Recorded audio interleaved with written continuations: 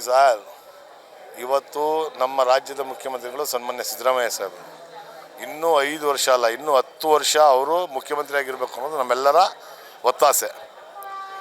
ಅವರೇ ಮುಖ್ಯಮಂತ್ರಿಗಳಾಗಿರಬೇಕು ಅನ್ನೋ ಒತ್ತಾಸೆ ನಮ್ಮೆಲ್ಲರದು. ಅರ್ಥ ಆಯ್ತಾ?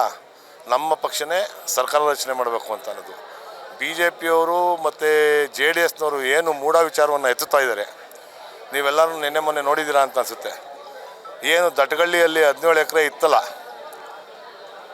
ಅದನ್ನು ಹೋರಾಟ ಮಾಡಿದವರು ಯಾರು? ಅದು ವಾಪಸ್ಸು ಸರ್ಕಾರಕ್ಕೆ ಬರೋದಕ್ಕೆ, ನಮಗೆ ಹೋರಾಟ ಮಾಡೋದಕ್ಕೆ ಪ್ರೇರೇಪಣೆ ಕೊಟ್ಟವ್ರು ಯಾರು? ಸನ್ಮಾನ್ಯ ಸಿದ್ದರಾಮಯ್ಯ ಸಾಹೇಬರು. ಆ 17 ಎಕರೆ ಇವತ್ತು ಮತ್ತೆ ಸರ್ಕಾರದ ಭೂಮಿ ಸರ್ಕಾರಕ್ಕೆ ವಾಪಸ್ ಬಂದಿರೋದಕ್ಕೆ ಕಾರಣ ಯಾರು? ಸನ್ಮಾನ್ಯ ಮುಖ್ಯಮಂತ್ರಿಗಳಾದಂಥ ಸಿದ್ದರಾಮಯ್ಯ ಸಾಹೇಬರು. ಇದನ್ನು ಅರ್ಥ ಮಾಡ್ಕೊಳ್ಬೇಕು BJPಯವರು ಮತ್ತು JDSನವರು.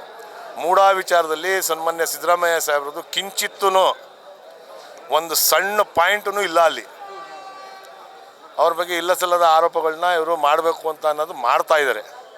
ಬೇರೆ ಏನು ವಿಚಾರಗಳು ಸಿಗ್ತಾ ಇಲ್ವಲ್ಲ ಈ ಸರ್ಕಾರವನ್ನು ಟೀಕಿಸೋದಕ್ಕೆ, ಈ ಸರ್ಕಾರದ ನಮ್ಮ ಪಕ್ಷದ ನಾಯಕರುಗಳನ್ನ ಟೀಕಿಸೋದಕ್ಕೆ. ಅದಕ್ಕೆ ಅವರು ಈ ಮೂಢ ಅದನ್ನು ಮುಂದೆ ಇಟ್ಕೊಂಡು ಅವ್ರು ಮಾತಾಡ್ತಾ ಇದ್ದಾರೆ.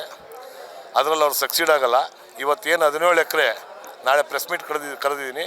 ಅದರಲ್ಲಿ ಕೂಲಂಕುಷವಾಗಿ 17 ಎಕರೆದು ಏನೇನಾಗಿತ್ತು, ಎಷ್ಟು ಸೈಟ್ನ ಪರಾಬರೆ ಮಾಡಿಸಿದ್ರು, ಯಾರು ಸರ್ಕಾರದಲ್ಲಾಗಿತ್ತು, ಯಾವ್ಯಾವ ನಾಯಕರು ಇದರಲ್ಲಿ ಶಾಮೀಲಾಗಿದ್ದರು, ಎಲ್ಲವನ್ನು ನಾಳೆ ಬೆಳಗ್ಗೆ 11 ಗಂಟೆಗೆ ಪ್ರೆಸ್ ಮೀಟ್ ಕರೆದಿದ್ದೀನಿ. ಅದರಲ್ಲಿ ಸವಿಸ್ತರವಾಗಿ ವಿವರ ತಿಳಿಸ್ತೀನಿ.